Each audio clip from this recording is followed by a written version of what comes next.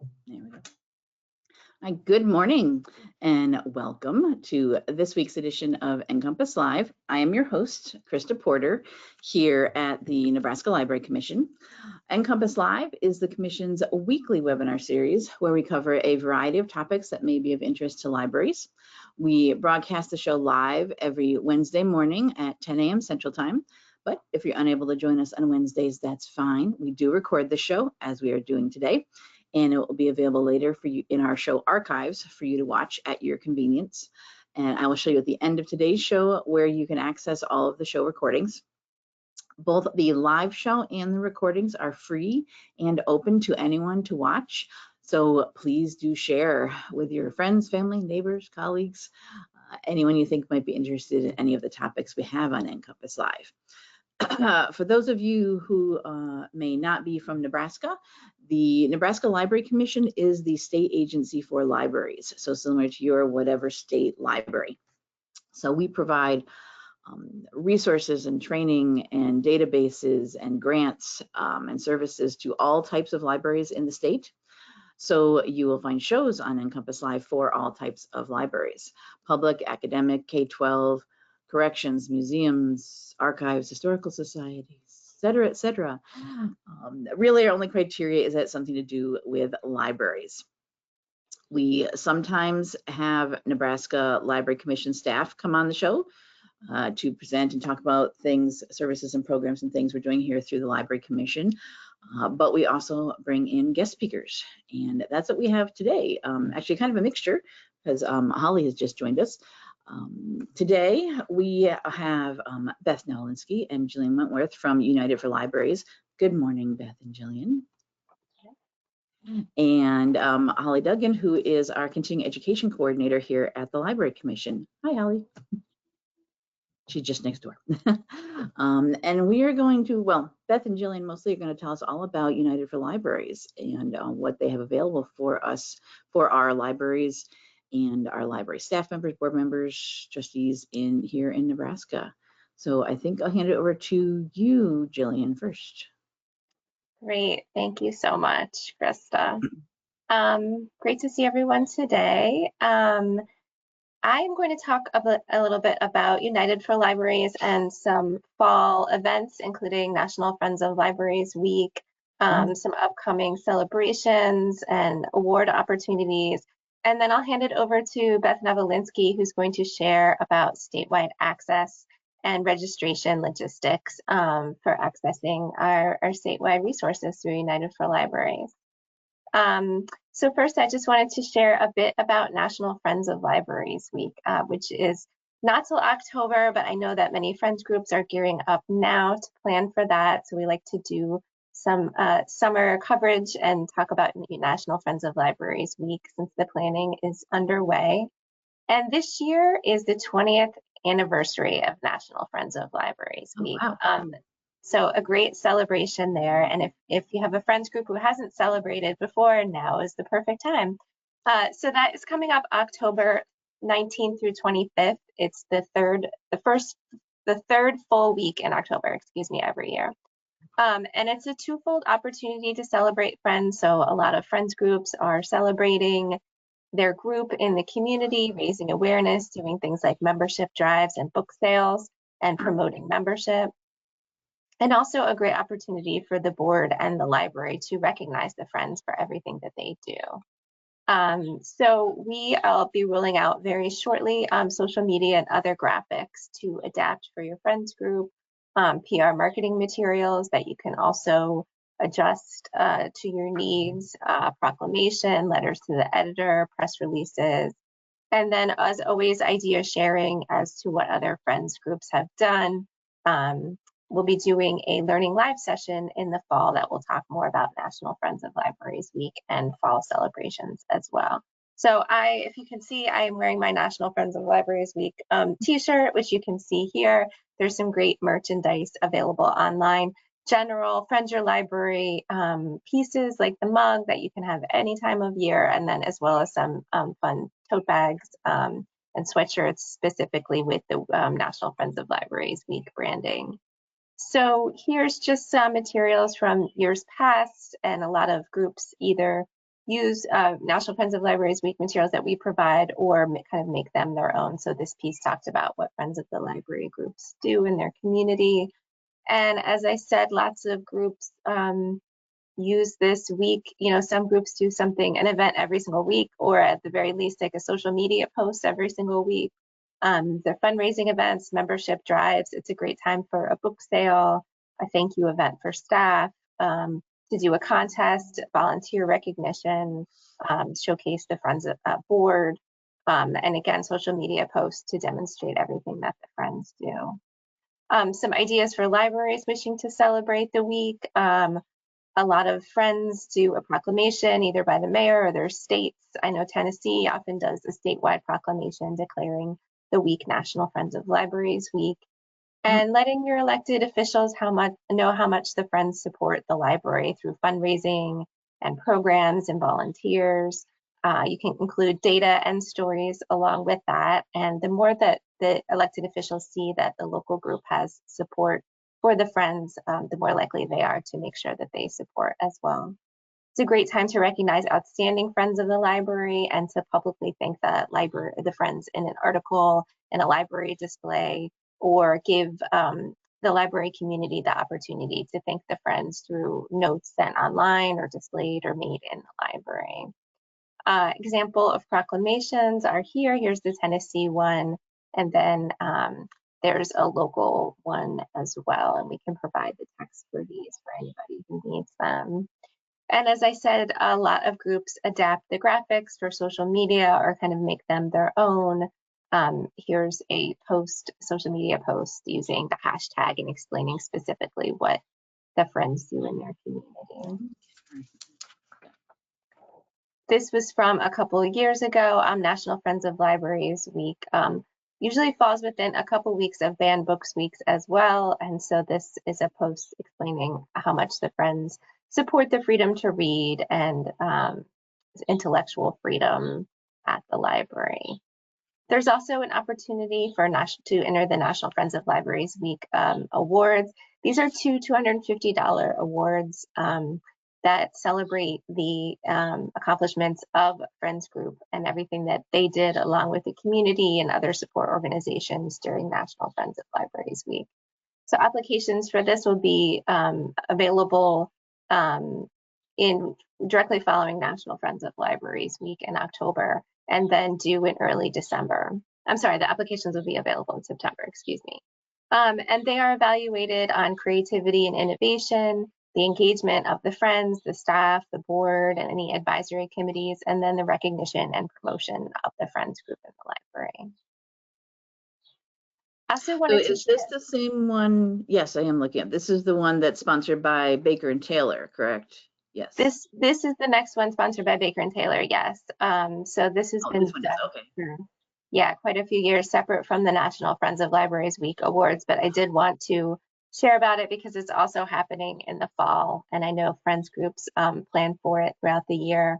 And we can share the links as to previous award-winning projects as well. And there's access to Learning Live that happened 2 months ago in May, where we shared information about the winning projects and everything that they did. But these are 3 $1,000 awards that are given thanks to the generous sponsorship of Baker and Taylor. And they recognize the Friends Group or Foundation for outstanding efforts to support the library.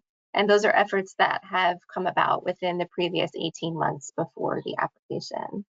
And the applications are evaluated on planning, implementation, evaluation, innovation, and community involvement. So if your Friends Group or Foundation has done a really special project within the 18 months prior and want to apply, this is a great opportunity.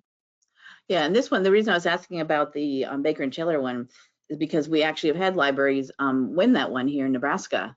A couple of years ago when you both were on with us in 2020.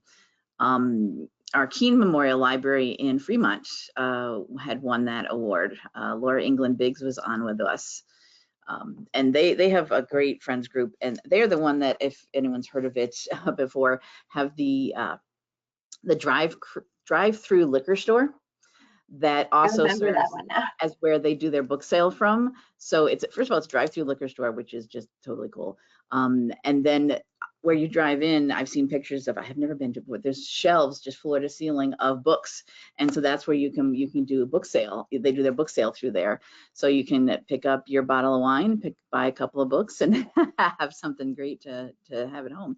And I just did see, they just posted within the last week, which is kind of interesting that you're doing this show and talking about this, that they are changing how that works. It's not going to be, they're not going to sell alcohol anymore. They're switching to like a coffee shop type, a coffee and smoothie type place instead of in the next, over the next couple of months. So they're totally changing their business model. They're still going to be working with a friends group. They're still going to be selling books and everything. And with this switch, they say they'll be able to have even more books, more shelving that they can put in. So they're switching from a liquor store to a coffee shop instead. I love that pivot. It was already such a creative idea. Now it's kid friendly, right? Yeah, exactly. Yes, yes. It will be even more so. Yep. I love that. We'll Yeah, have to actually, check in with them, I think, maybe, and after they get settled in with their new situation, maybe have Laura and the people from there come on and talk to us about that. But I just saw that pop up like in the last week. And it was actually kind of a little jarring because I just saw, you see the headline that says, and it's called Dave's Drive-In will no longer be selling alcohol. And of course I go, oh no, what about the book? What about the library? And I said, no, but it's okay. We're just changing. that's excellent. Yeah, that makes me happy to be reminded of that project. Um, so other celebration events for Friends Fall Calendar, I just wanted to put on here to keep in mind. Library card sign up month is in September. Banned Books Week, as I said, is a couple weeks before National Friends of Libraries Week. So this year it's the 5th to 11th of October. And then National Friends of Libraries Week at October 19th. And we will be talking about all three of these more in depth actually at an upcoming Learning Live in July. That will be the topic of that. So I'll be delving a little deeper into National Friends of Libraries Week, and then we'll have some ALA staff talking about all the things that library support groups can do for Banned Books Week and Library Cards Month. Also quickly just wanted to mention a couple of ALA related things. This is ALA Show Up for Libraries campaign. And if you go to ala.org/advocacy, you can see the latest ask from ALA to make sure that you are kind of on those lists and aware of the advocacy asks that are out there right now, which is right now to include IMLS funds in there. So just making sure that you're aware and on those lists. And then if you're also not aware of Unite Against Book Bans, you can go to uniteagainstbookbans.org for toolkits, information that is definitely useful to know for library support groups, and make sure that you are on those lists if you would like. And then there's also a free webinar happening July 16th that we can share a link to this free and open to anyone through Unite Against Book Bans, and a good opportunity to tell the story of all the things that the Friends, if you have a foundation as well, are doing for the library and the impact that the library has in that community. So that is what I had to share as far as United. And Beth, as I said, we'll talk about registering for United for Libraries, webinars, Learning Live, United Virtual, and everything else we have coming up. All right, awesome. Thank you, Jillian. Just a reminder, anyone has any questions or anything you want to share about what you're doing with your friends group at your library, like I was just talking about Keene Memorial Library, go ahead and type into that question section of your GoToWebinar interface. All right, Beth, I am going to make you presenter now. So you should see that pop-up come up. I'll prompt you to show your screen. All right. Perfect. I think it's up. Okay, so Yes. Do you see the United for Libraries website? Yes, we do. Okay, great. Actually, it popped. Let me close out the little thing here. Pop back to your images there. Okay. So, all right, I'm Beth Novolinsky. I'm the Executive Director of United for Libraries. It's always such a pleasure to talk to all of you in Nebraska. You've been a statewide partner with us for many, many years. Rod Wagner served on our board and was our president at one point.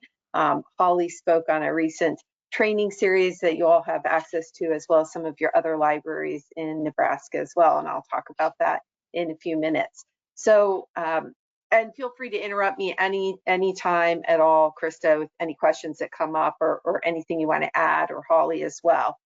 So we'll start here on the landing page for the United for Libraries website. Now, some of you may already be registered, some of you have not registered. It's possible that you've attended Learning Lives or webinars live, but you haven't actually accessed anything on the e-learning site. So I'm just going to go through everything.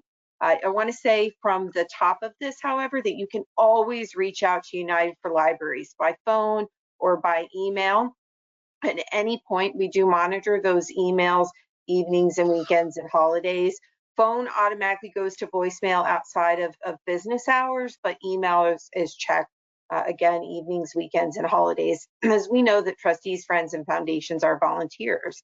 You're supporting your libraries. You may have a job of your own. You may have other volunteer work that you do, and we see it. We see it on the behind the scenes that there are individuals that are completing training and logging in, even on holidays sometimes, but certainly evenings and weekends. So reach out to us at any point.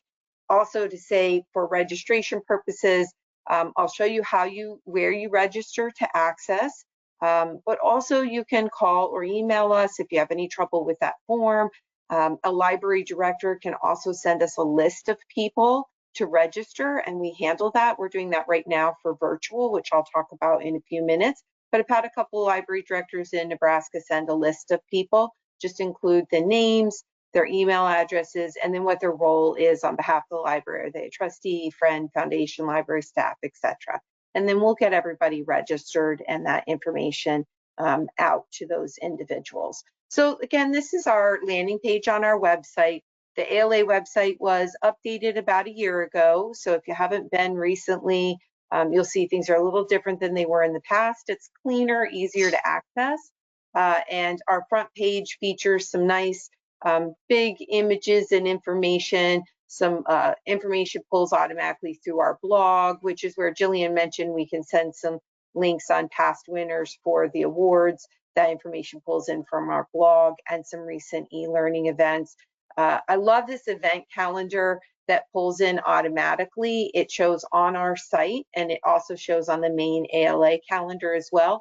This webinar here was yesterday. I've noticed that calendar events show up for about 24 hours after the live event, or about one full day after that calendar date, and then they fall off of there. So if you didn't attend this webinar yesterday, you can register to watch it on demand. It was a fantastic webinar. So I highly recommend that you watch that one. And as Jillian mentioned, Learning Live here, and then virtual is coming up, our 3-day virtual conference, July 29th through 31st. Just like last year, we have Trustee Day on Tuesday, Foundations and Fundraising Day on Wednesday, and Friends of the Library Day on Thursday. We have a keynote and our virtual gala author tea. And you do have statewide registration in Nebraska. That means anybody in Nebraska, whether you're with a public library, a academic library, or school library, you have free registration to attend that. And although you'll receive Zoom links for each of the days, you can come in and out for any of the sessions that you're interested in. We'll take a look at that in another moment as well, and it'll all be available on demand as well. All right, so let's pop over to Learning Live. Jillian mentioned this is our monthly webinar series that is included for you in Nebraska to watch, attend live and or watch on demand. Our last session for our next scheduled session is July 8th.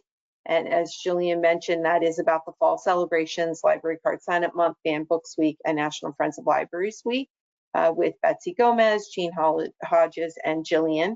So on our site, where you find this is that it's under e-learning and then Learning Live webinar series, or as I showed you a moment ago on the front page, you can see the actual calendar event. You can click on that.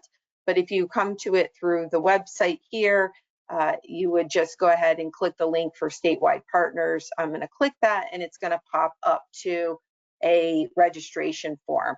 In a few minutes, I'll show you in the actual course where you can also register, but this is our alternate form that makes so you don't even have to go into the course on the e-learning site.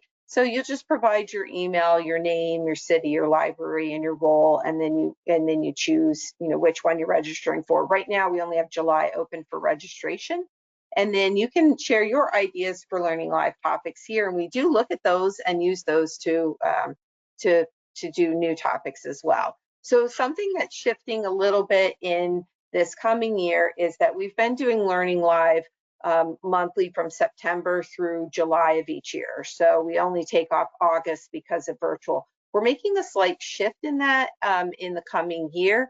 And the primary reason for that is that June and July are so busy for everybody that what we're finding is that attendance kind of drops down. And we held some of you may have attended, a really successful Friends Retreat in March. It was a 3-hour retreat. We had many groups participating as a group at their library or joining from their homes, and we put them into breakout rooms together with their group. And it was a fantastic session. We have one planned in the fall for trustees as well. So we're going to make a shift to do Learning Live from September to May. All right, so there'll be 9 of those instead of 11. And then as a state, you also will have free registration to that once a year Friends Retreat, once a year Trustee Retreat, and then those additional webinars that we include as well, like the teaching from the manual while flying a plane that I showed you a few minutes ago. So that will be a slight shift in that there will be 9 instead of 11 Learning Lives, but you're actually gaining a lot more with those 2 3-hour retreats that we're doing. And we're very excited about that because we had such excellent feedback and engagement at the Friends one in March. So the Trustee one will be in September or October, and that information will be coming soon. So again, you can register for Learning Live on that alternate form that I showed you, and you can find it here on our website, on an ALA calendar that shows on the United site, and on the main ALA event calendar, or you'll find it in the course, which I'll show you in a few minutes. So now, how do you get registered for the training? That is, again, from our main page. You see the statewide training over here, and you would click on that link where it says Find Your State. And I'm going to pop over to that page right here. And you scroll down Nebraska and click register, and that brings this up on this page. So I know Holly sends out this link, direct link as well, and it's, I believe, available on the Nebraska Library Commission website. We do, yeah. We have a link. We have a page on our website all about United for Libraries, and it has all the information about it as well. Great. Holly should talk about that. Yeah, absolutely. And at any point, Holly, if you want to jump in and do that, that's no problem. So again, it's just kind of basic information here that's requested so that we can get you registered. If you don't have an ALA website login, we'll create one for you. And that is often the case with trustees, friends, and foundations. If you've ever purchased anything from the ALA store or attended an ALA conference or purchased e-learning that's not part of United for Libraries, then you have that ALA website login, and that's the one you'll use to access all of the training. But oftentimes that doesn't exist, and we create that, we send that to you, and if you have any trouble logging in, we're available to help you do that, even get on a screen share if needed. So just know that throughout all of this process, we're here to help in any way that you need. This form, if it, for whatever reason, it's an embedded form, doesn't load, then there is a link here that you can click to open that form, but you can always call us or email us as well. All right. So next I wanted to talk about where all these resources are actually hosted and held. There's not a black box showing on your end, is there? Okay. All right. So because that little panel on GoToMeeting, I wanted to make sure it wasn't blocking anything. Yeah, if that's in your way, there's a little orange arrow. If you click on that, it'll minimize it into just a small bar, but it doesn't block anything on your screen from people watching. No. Excellent. Thank you so much. We primarily use Zoom, so GoToMeeting's a little different for me, and I really appreciate that, Krista, those tips there. I don't want anyone to be not seeing what the information. So the ALA e-learning site, or Learning Management System, LMS for short, this site is where all of the courses are hosted. So this is where you'll find all the on-demand webinars, the downloads of tip sheets and toolkits and publications, etc. For example, during the Friends retreat, we talked about the book 101 Plus Great Ideas for Libraries and Friends, and then the second book, Even More Great Ideas for Libraries and Friends, and you all have access to download those as PDFs. They're out of print. If you really wanted to look at a hard copy of it, you might be able to get it through interlibrary loan, but you can download those full PDFs free of charge as part of statewide access. So there's just fantastic resources in there. But what happens when you come to this site, right? So you come to this site and you'll click login. This assumes you already have a login that we've provided it to you. Now I'm going to skip here to new window because I've got this whole process loaded here. So you click this login link and it brings up this page. Now I already have a general login just for the state of Nebraska that we use internally as staff to kind of see exactly what you see. You will have your own login. So you'll have your own username and a password. But I'm going to go ahead and if I click login here, it'll actually take me, I'm logged in on this next screen already. And this is what it looks like once you're logged in. So again, you go to this page, you click login. This is what it looks like. And then once you're logged in, and this is what you'll see. Now there are a lot of options here, and I'll touch on a few of them, but you can actually customize this page. So if I click customize this page, and let's just say it's a little too cluttered for me. I don't want this timeline over here on the side. So I click those three little dots there, and then I click delete. I don't want this calendar over here, and I don't want this upcoming events. I just want it to be really clean for me. So you can see you can easily delete those things. And then I click stop customizing this page, and it's cleaner. If you want to reset it, you would click that customize this page, and there's an option to reset that page. But it's a really neat feature that's available to help you make it less cluttered. You could also take out some of these other blocks that are here as well, but it's convenient to still have this list of your courses. You can actually have these show as a list, so by name, and it'll show percent of completion, or you can leave it as that card that has that image as well. You can sort them by the course name, last accessed, and you can search as well. And these are great features because there are a lot of courses that are included within the statewide training. And as you register in those, you'll start to see this fill up with other courses as well. So it makes it convenient to be able to quickly search and find something. Now this account here, this generic account that I have, is registered in the main course, and automatically when you're registered in there, you are also placed in this Learning Live registration course as well. I'm just going to click on that real quick to show you. So as I mentioned, there's two ways you can register, well, three ways actually, for Learning Live. You can do it through that alternate form I already showed you. You can do it right here in the course, where I would click on register for July Learning Live, and then I scroll down and say pre-register. It pops the window up and it says you've successfully registered, and I close that window, and an email just went to this generic account here with the Zoom confirmation. You also receive reminders through Zoom as well, 1 week, 1 day, and 1 hour before the live session, and we do record all of those, so don't worry if you can't attend live. You only need to register if you're going to attend live. If you're never available at 2 p.m. Eastern, or you know you won't be available at 2 p.m. Eastern on July 8th, you don't even have to register for it. You can just go into the Nebraska course, and I'll show you that in a moment, to access the on-demand version. But that's what this particular course is here. Now I want to go back to what's called dashboard. So you can see dashboard is in the breadcrumb menu at the top, or it's over here on the left.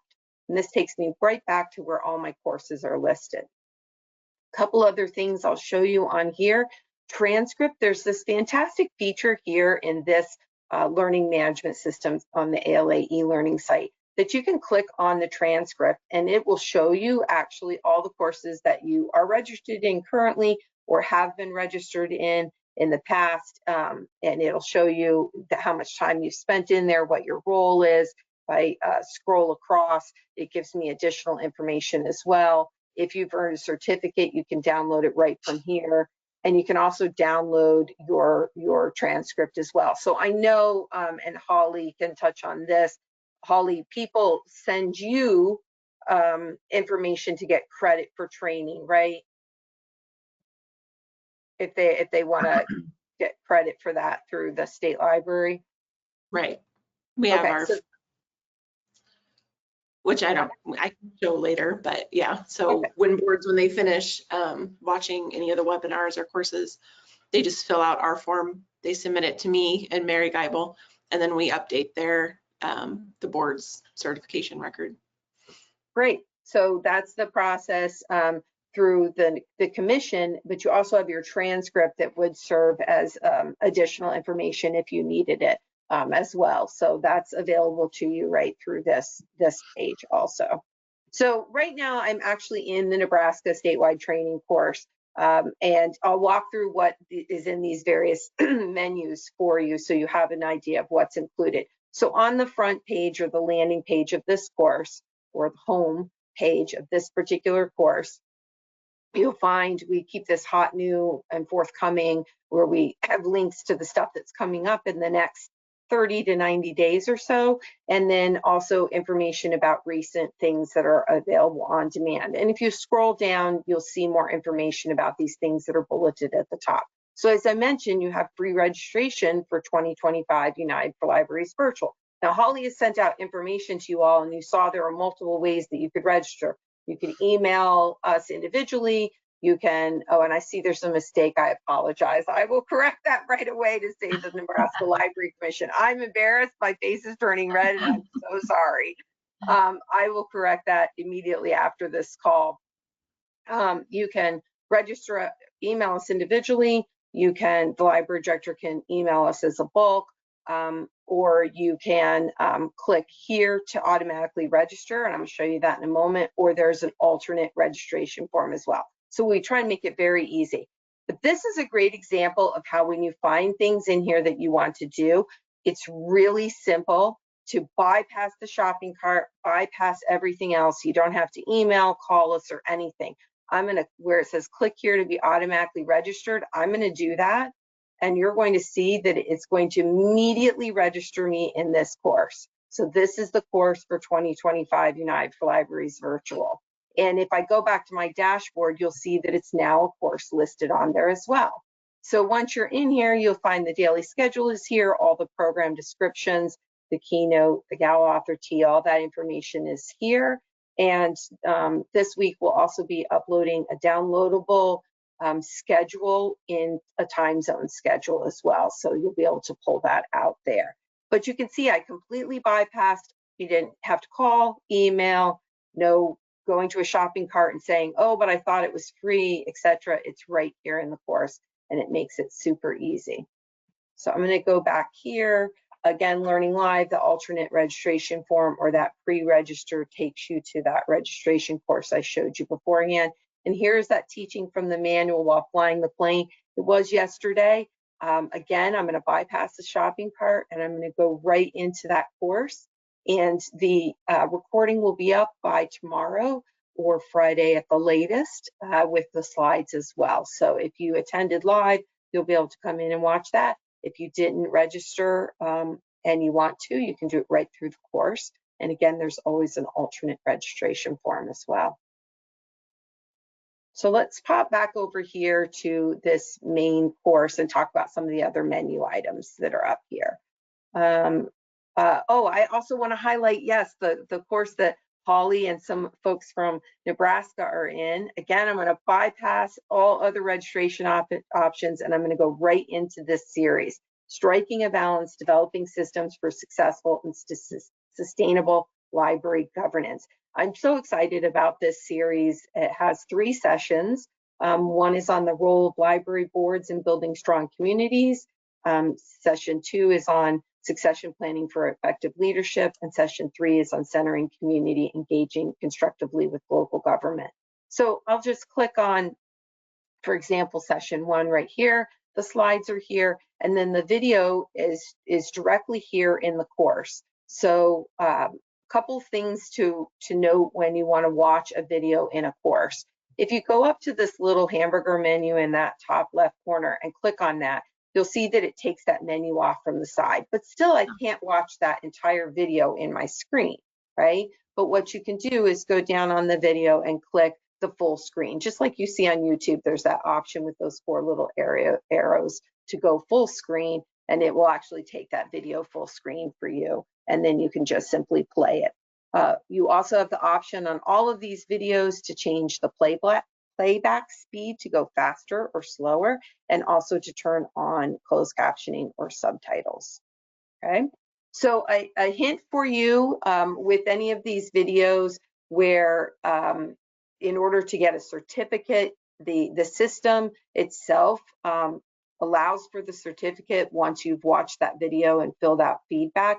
You do want the video to play all the way to the end. So if the last person has just said thank you, but there's still 2 seconds left of the video, let it play through those final 2 seconds. Then that system will trigger that you watched that video, and then it will allow you into the feedback and to get the certificate. And then in this particular one, the toolkit is here as a downloadable. It's a 36-page toolkit. It's fantastic. And please, I highly encourage you to get registered for this and to watch those 3 sessions at your convenience. Okay, actually, that's because someone did have a question. It's like, when are these things happening? But these are these are self-paced on demand on your own already, right? They're not coming up at a particular date like some of the, okay. Correct. This is a completely asynchronous course that you take on your own time. You could key up these videos with your trustees present, right? You could watch these as a group. They can register individually and watch them themselves, but this is completely asynchronous. I will be careful to say that as we move forward to which ones are asynchronous versus live. Learning Live is held live, and then you can watch it asynchronously. The quarterly webinars, like the teaching from the manual while flying the plane, was held live yesterday and will be available on demand shortly. So good point. And I know Holly sends out regular updates as well through her lists to let people know what's upcoming so you can register. And someone does have another question. For these particular ones, you've got session 1, 2, and 3. Do you have to do all 3 of them? Like, in order to, can you just jump into session 2, or should you do session 1 first? Like, do these feed into each other, these 3 that seem to be like a group? They so they build on sort of this on this premise of this developing the succession planning. They could be watched individually, though. They're all standalone. At the end of session 1, the facilitator talks about what's coming in session 2, and again, session 2 talks about session 3, but they're all standalone, so you could watch them individually. And that's the same way Short Takes works as well. So let's just jump to that real quick, and then I'll come back to some of this other stuff. But Short Takes for Trustees is one that probably most of you have heard of before. So again, you're going to bypass that shopping cart because people who are not a part of a statewide access would purchase Short Takes for Trustees. But let's just bypass that and go right into Short Takes for Trustees. You see here where certificate is grayed out. That's because the system has not noted that this account has gone through the process to get the certificate. But the certificate is not needed for the commission. As Holly mentioned, you would submit that you've watched videos either live or on demand, and then they handle that credit in the count for your library. And if I've misspoken, Holly, please, or Krista, correct me. But this certificate is specific to this system, and some people like to have certificates. So Short Takes for Trustees is another one that is asynchronous. You can watch these videos in any order that you want. You do not have to watch them in the order that they're listed. They're done that way sort of just from a thought process, like what does it mean to be a trustee? It makes sense to be the first one on there, but really you can watch them in any order. And as I mentioned before, there's the hamburger menu. You can make that larger. You can full screen this, change the playback speed, turn on the subtitles. And this is a responsive design site. So if you are on a mobile device and you are on a a tablet, for example, this does automatically resize for that. And on a tablet and on a phone, it automatically takes that menu off on the left anyway.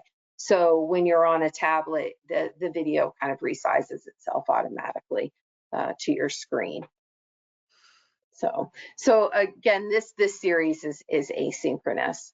The other thing that is another area that's asynchronous as well is all of the on-demand videos. So there's a catalog of dozens of on-demand videos. They are prior live webinars, sessions from prior virtual conferences, etc. They are categorized under 4 different lists here. And please note that one video may show up under more than one of those lists if it was applicable to more than one of those audiences, but they're all included here.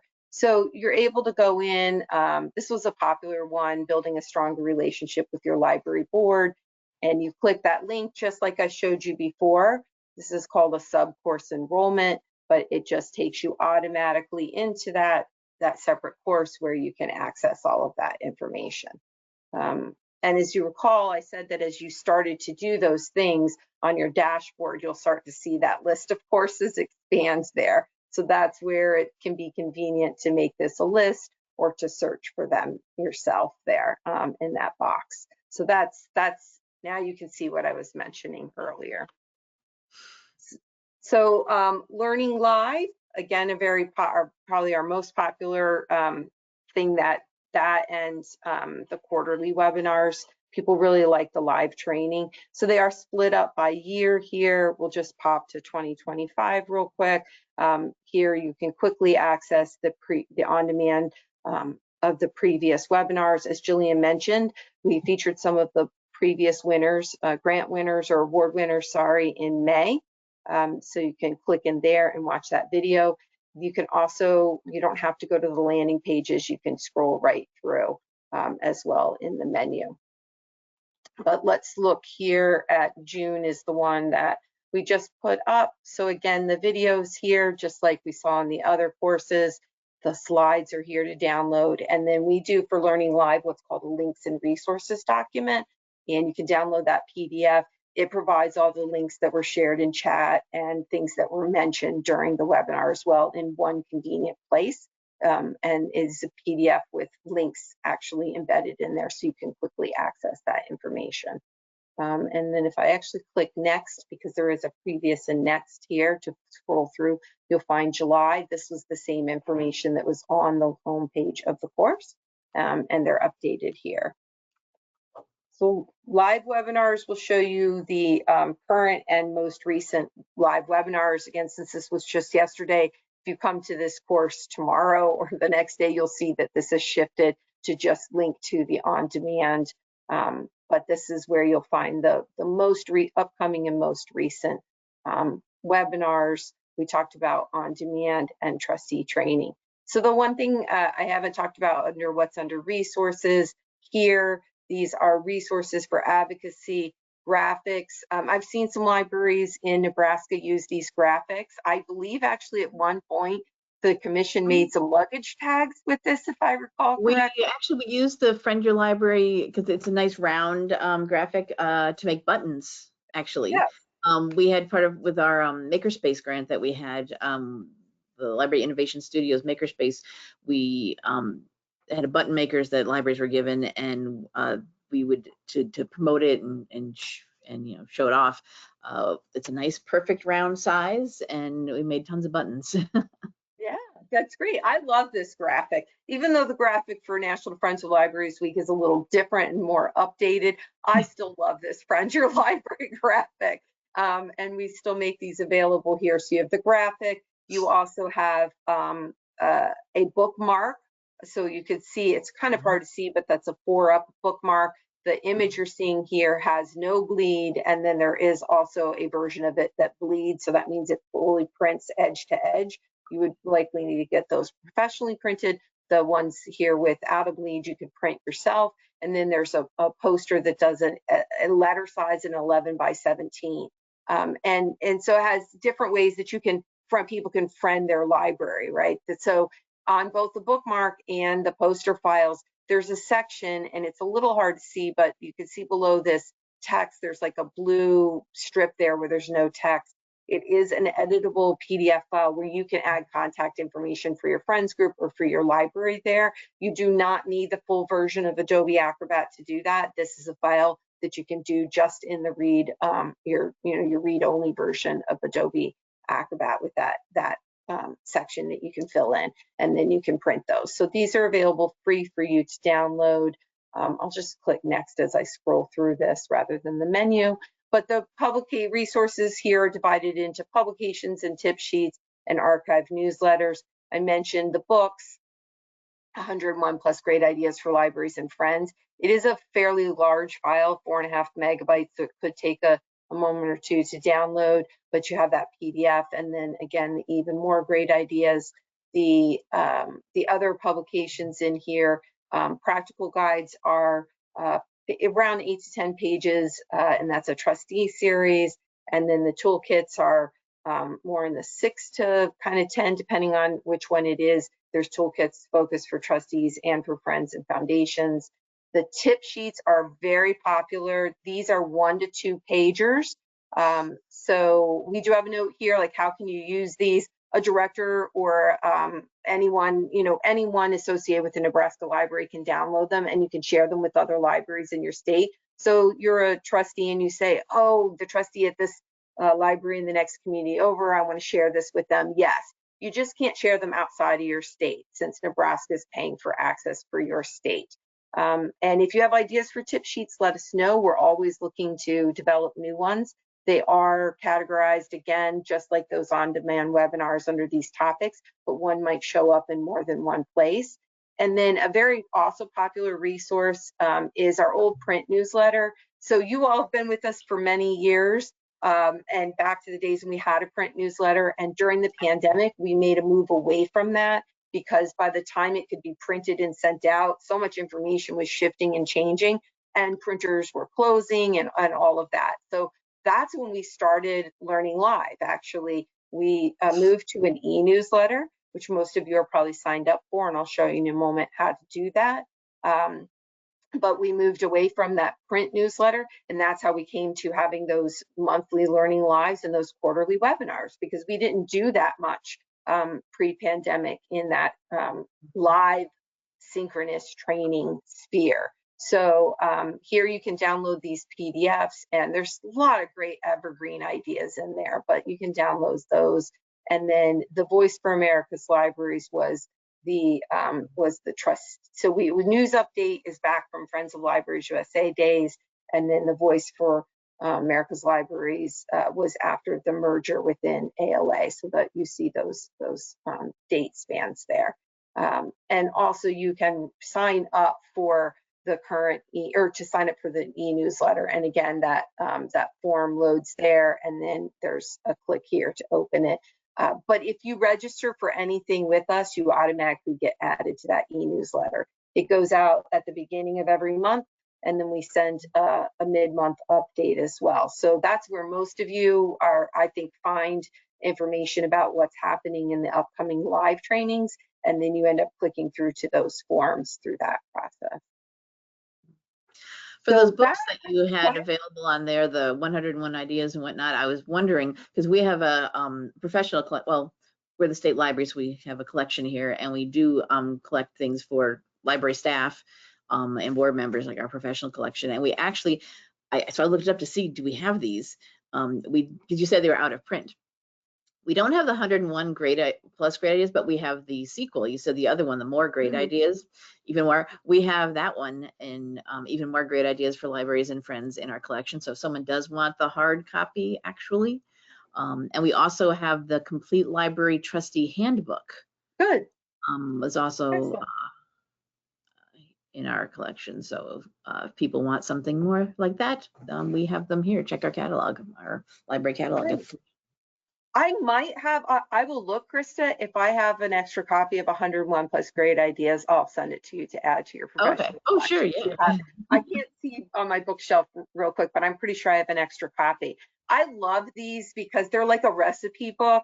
It's so there are all the ideas in there. There's multiple chapters. So there might be one on Friends membership, one on board development, fundraising, etc.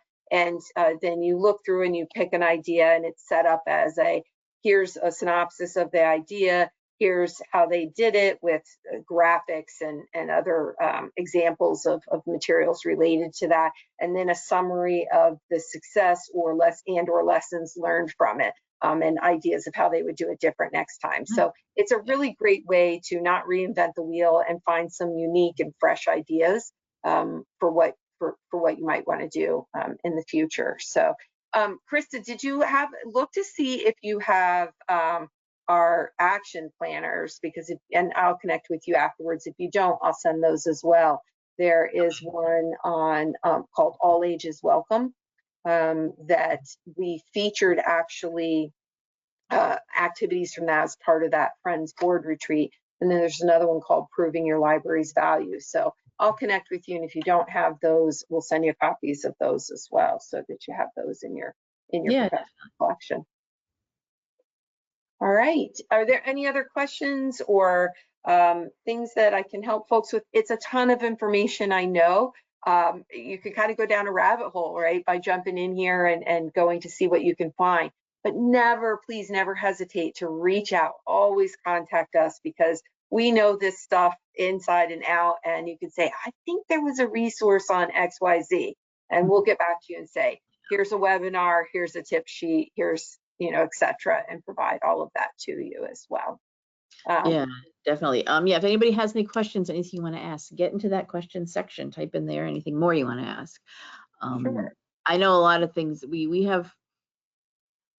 I work a lot with our library boards. Our system directors do as well, going and doing the trainings or getting them up to speed on what it means to be a library board. We do get questions about having a friends group, or how do I start up a friends group? How do I start up a foundation? What's the difference? What are the rules and all? Our boards, library boards, range from totally involved, know exactly what they're doing, to never have done this before, have no clue why they're there, and are just a warm body in the room kind of thing, because we need somebody to be on our library board. Somebody please do it. So we try to push these out as much as we can, I think, and I hope they will use them. The succession planning one really jumped out at me. It can be an ongoing struggle. Library directors leave, new one comes in, and there's been literally no handover or succession planning, or nobody knows what's happened to the previous person, or nobody knows what the previous person was doing, and that's such a struggle. Yeah, absolutely. I think the webinar that was live yesterday is also a really great one, and talking about kind of onboarding of trustees, but also for friends groups and foundations, as well as how to do that onboarding and getting everybody up to speed and that ongoing training. So I do really recommend that one also, in addition to the succession planning series. And for trustees, that short takes is an excellent series. So the board could choose to watch one video at each meeting, or do it together before a meeting, or watch them individually. They're short. The shortest one, I think, is 8 minutes. The longest one is a newer video, and I think it might be 20 minutes. There was such great conversation happening that we didn't cut it off, but it is an excellent video as well. And most of them were updated about 2 years ago, and we added new topics as well in there. One thing I want to say too that comes up as a question is that, because you have statewide access, all of those videos you can watch as a group. If you were in, for example, Pennsylvania, which is where our staff is based out of, and somebody, I was with my local Chester County Library, and somebody with the board purchased, for example, that webinar yesterday. That's an individual registration, so that person gets to watch it, attend live, and watch it on demand. But being that you're in Nebraska, you could watch these as groups. So the library director could queue up that webinar from yesterday, for example. You're learning live. You could reserve your meeting room on the second Tuesday of each month at 2 p.m. Eastern, and you could queue up that Zoom onto a screen and have any of your staff, your trustees, your friends, etc., watch it live as a group and then chat about it. right? So you Nice. have that access as to do it as a group. We do recommend everyone have individual registration so that they can do all this stuff themselves, but feel free to do that. You know, that would be a great thing for your friends group to plan to do once a month. Yeah, and we do encourage our library boards to do that for earning CE hours. Holly, can you talk a little bit about our board certification? How Yeah. that all, yeah. And what you're describing is something we kind of try to encourage them to do, actually Yes. do it together. Because so each board needs to earn the 20 hours every 3 years, and any of the United for Libraries webinars courses, any of the conference sessions, those are all eligible for CE hours. So if you watched it, if there's 5 board members who watch in a meeting, that's 5 hours just done in one meeting. So that's a really easy, quick way to get the hours done together instead of trying to one person to do everything. And if you go to that, about the board certification, and then that about gives you a few more guidelines about what's eligible. But if you're just looking for like the Trustee Academy, the United for Libraries resources, if you scroll down, there's just some quick links there and some descriptions of a few of the webinars, a few of the resources. Again, the short takes, and then a few other short video series that aren't United for Libraries. But if you scroll down a little bit, there should be the links for the virtual conference. Yeah, the United for Libraries training on the bottom. Yes. Yeah. Excellent. Like there's the Learning Live link if you want to just click that, or any of the recorded conference series or sessions. This upcoming virtual conference, get registered for any of those sessions and days will be eligible for CE credits. Watch them together for both library boards and staff. So even if library directors or staff want to get CE for their own certification, any of the United for Libraries, again, will count, are eligible for CE credit. So you never have to worry about that.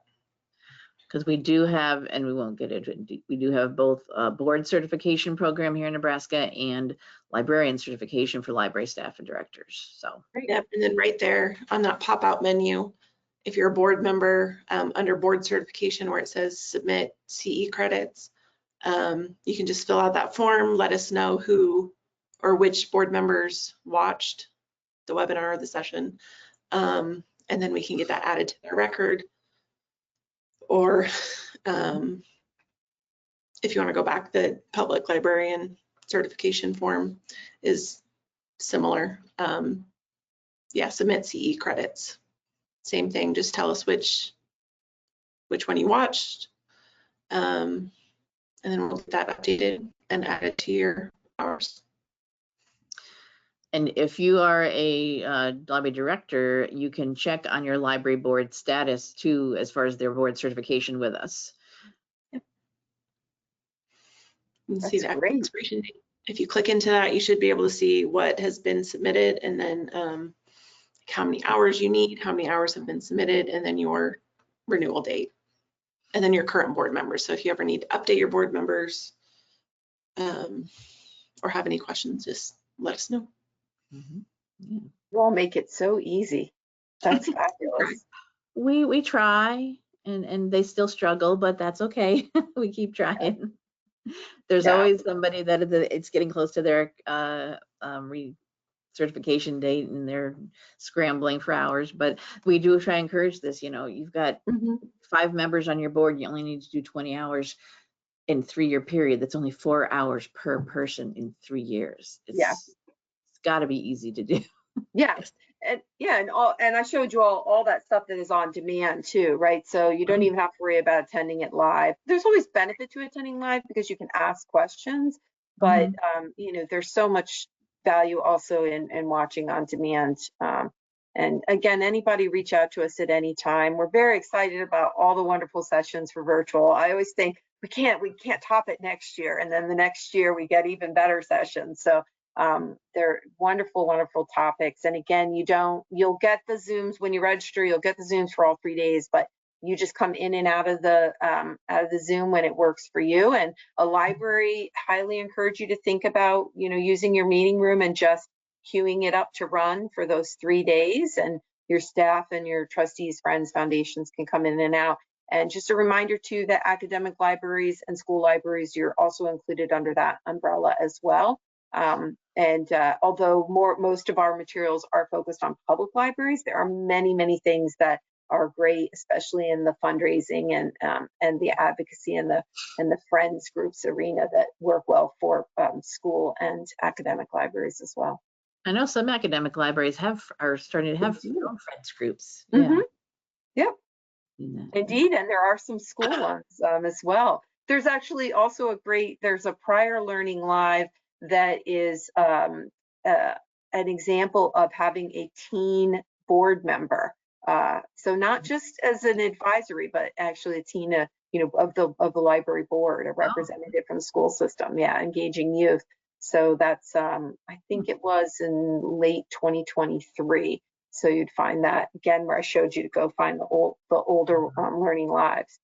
Great example there. Nice. Yeah. All right. So this is the session for the info for today's session. Of course, we have a link to the United for Libraries page, but we're talking about our page here. Our main United for Libraries page has also how to register and everything. So just general United for Libraries info as opposed to the stuff that's specific to library board certification. Lots of ways to find out about it and get to it, and then a link to that virtual blog post that Holly did that gets you all the information about signing up for that for next month. All right. Anybody have any last minute desperate questions? We're a little after 11 o'clock. That's okay. We started a little after 10. Anybody have any other questions you want to ask? Get into that questions section. And while I'm waiting to see what comes up, I'll show you some other things that I had here. I had mentioned about what we have in our catalog. I did a search, and Sally Gardner-Reed previously had the United for Libraries, actually from Nebraska, which is kind of, I think, why we've been always a huge supporter.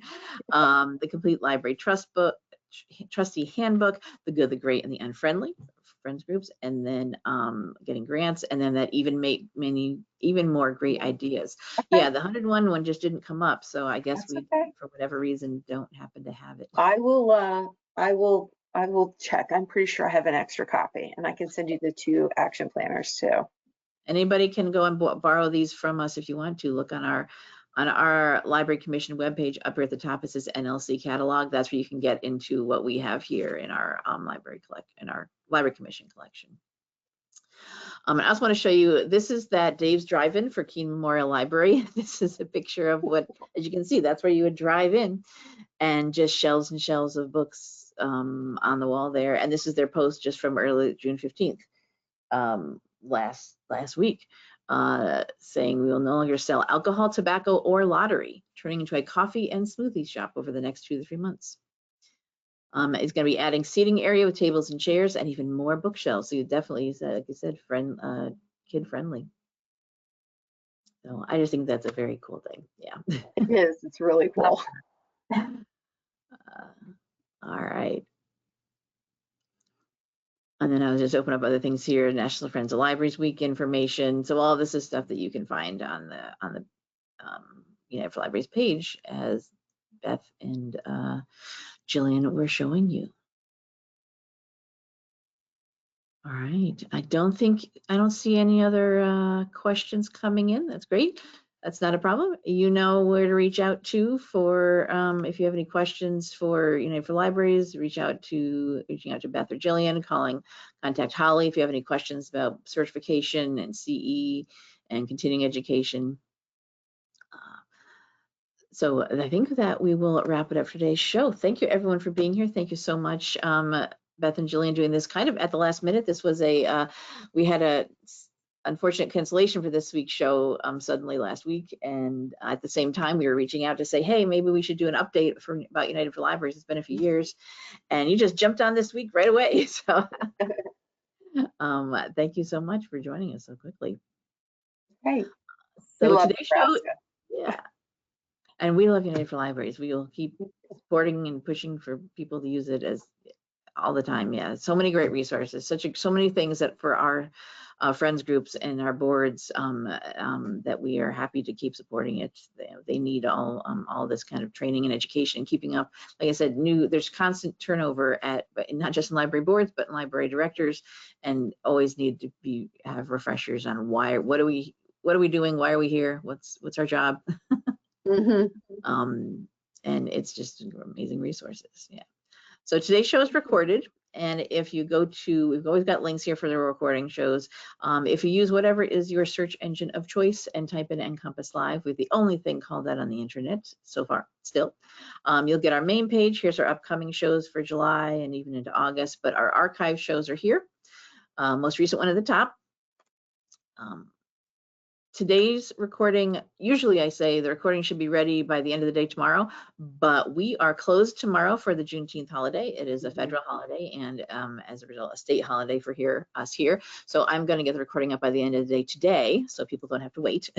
So anyone who attended today's show and registered for today's show will get an email from me letting you know when the recording's ready, and it will be posted up here. Jillian, if you want to include your slides, you can send them to me and I can include them in the archive page.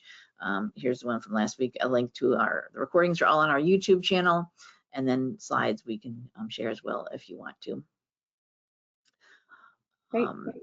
If you want to search our show archives, this is our full show archives going back to NCompass Live when we first premiered in January 2009. So do pay attention to all of these to the original broadcast date. This is, what is that, 17 years worth of recordings of almost every week. Some that we keep, libraries do this, we keep things for historical purposes. So as long as we have a place to host these, we will always have them up there. Right now it's the Library Commission's YouTube channel. Some things will stand the test of time, be still good, useful information, but some things will become old and outdated. Resources and information may be, expired. Links might not work anymore. People work at different places than when they presented for us. So just look at that original broadcast date whenever you watch anything on here to so you know how old that session is.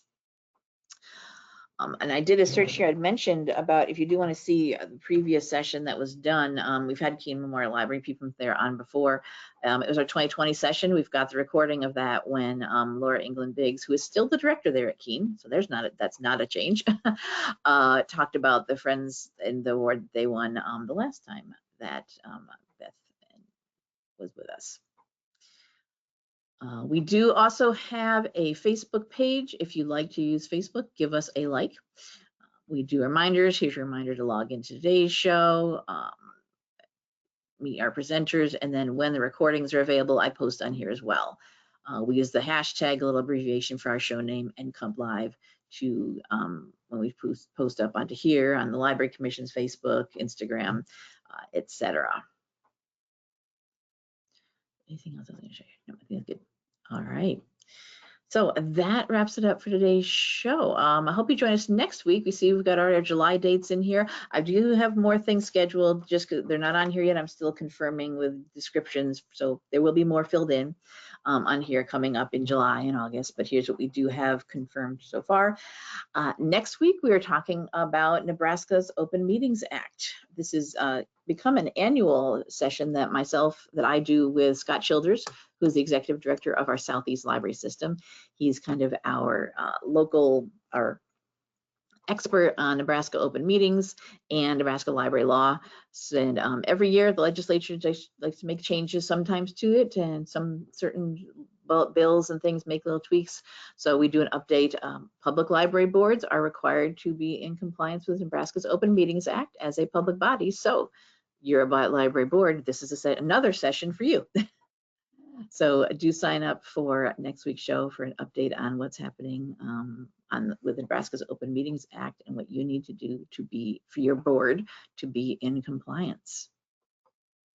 All right, that's it for today. I don't see any other, while I was babbling away, no new questions or comments came in, so I think we will wrap things up for today. Thank you so much, Beth and Jillian. Good to see you again. Thanks, Holly.